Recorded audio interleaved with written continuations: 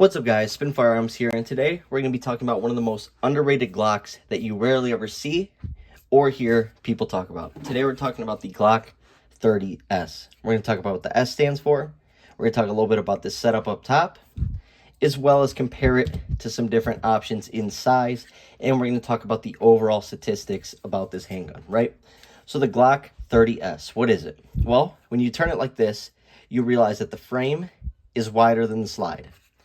That's because this is basically a Glock 30 or Glock 30 SF with a thinner slide. So basically, it is a Glock 26 with slide, right? Or a Glock 19 or a Glock 23 with slide. Basically, the thinner ones, not the non-45 and non-10 millimeter Glocks. That's the width of the slide up top, reducing some of the weight and stuff like that, right? Then when you come to the frame, it's going to be the exact same width. Therefore, it's going to be wider than your average 19 or 23 or 26, like we just talked about. So it's a little bit thinner up by the slide, which is actually pretty cool. It's actually the same size slide as a Glock 36, which is the single stack 45 ACP options from Glock. This right here, like I said, is 45 ACP. In this setup that you see right here, it is 9+1. Then, if you use the mag that it comes with, which it actually comes with 2 of these mags, I bought that mag separately, you now have a 10+1 setup of 45 ACP. So if you carry it like this, in this dimension as well as this dimension, it is smaller than a Glock 19. When you turn it this way, it is a bit thicker than a Glock 19.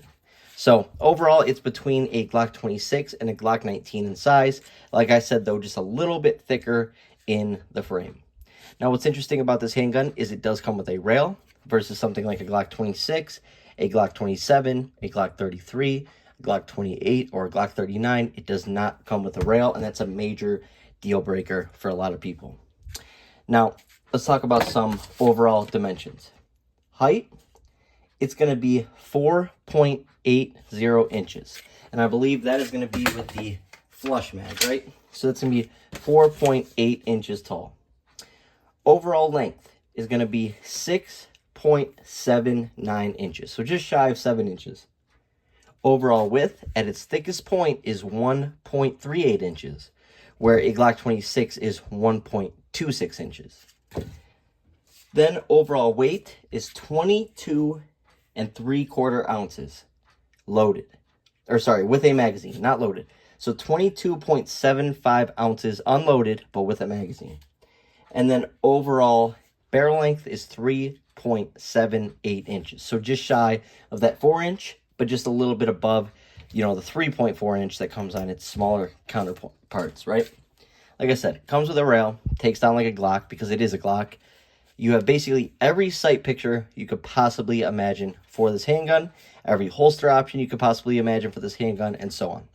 Now, none of the Gen 3s come optics ready, and I believe that's the only 30S that is made. They don't make a 30S that is a 5th gen, and I don't believe they do in a 4th gen. So the only option is the 3rd gen, which is one of my favorite Glocks, and it's mainly what I carry, 3rd generation.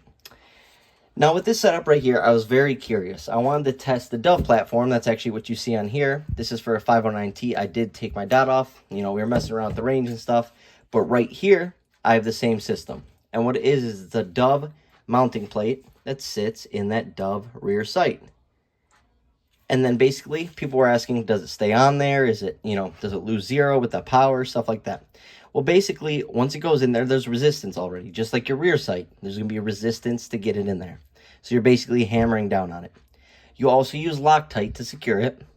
And then on top of that, as you can see, there is a set screw. So you're also screwing down and tightening downward with that set screw. So you have basically 3 ways that you're locking that rear sight down. Therefore, you can mount an optic. I thought it was pretty cool because you rarely ever see a Glock 30 mounted with an optic. So this is a Glock 30S, like I said. And it actually looks nice because this sits flush with the slide, this optics plate, and optic. And that is a Holosun 407K X2. So you're getting one of the better optics on the Glock 30. And yes, it sits above the slide, but the plate's only that thin, therefore, it's actually a pretty decent size setup. And if you do it like this, it's like a Glock 19 with, an MOS optic, just a little bit higher. So absolutely love the setup. It's great. And that's from dovemounts.com. Absolutely love it. Awesome setup of 11 rounds of 45 ACP. You could use this for home defense, everyday carry. You could throw a TLR 7A on this thing. You could have an awesome overall setup that you can use basically anywhere. So let's go ahead and compare it in size to some things. Let's do Glock 26 to start off with. 10+1 of 9mm on the right, and then we have 9+1 of 45 ACP on the left.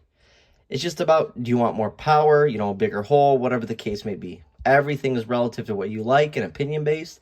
I love 45 ACP. And when you talk about its recoil, how much worse is it than 9mm?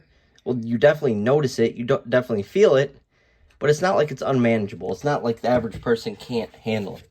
And anything you want to get good at with, you just have to practice. You just have to put time, effort, and money into it. And for me, I don't know if you guys saw the YouTube short I posted about this setup. I mean, this was shooting great groupings, you know, like this, with a 45 ACP. And I will say one thing about 45 is having a dot on that setup definitely makes it quicker follow-up shots. Because with that recoil, you know, the fire moves a bit more. Therefore, it takes more time getting back on target. But with some of these loads, like G9 Defense or Civil Liberty Defense or Underwood, you can have some insane solid projectile or hollow point rounds going at crazy speeds for a 45 ACP. So there's some crazy, powerful options out there. Right here is a CZ P10C. This is basically Glock 19 size. Check that out. That's 15+1 of 9mm on the left versus 9+1 of 45 on the right. So obviously this on the right is going to be much easier to conceal carry. Let's feel weight. This is lighter than the CZ. Interesting.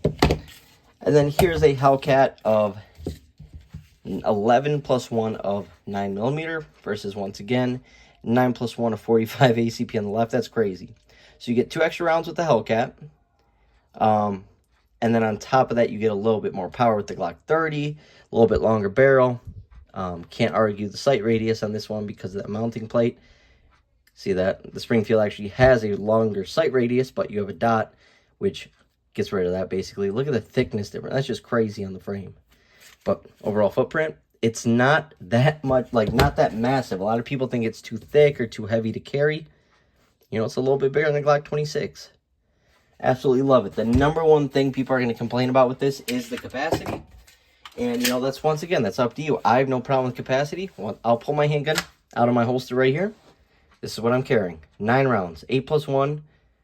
The 1.0 Performance Center Shield. An older handgun.